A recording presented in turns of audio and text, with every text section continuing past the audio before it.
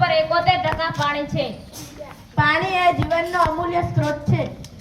3% વરસાદ સ્વરૂપે જમીન પર આવતું પાણી નદી, તળાવ, સરોવરમાં ભરાય છે. પાણીનું અણુસૂત્ર H2O છે.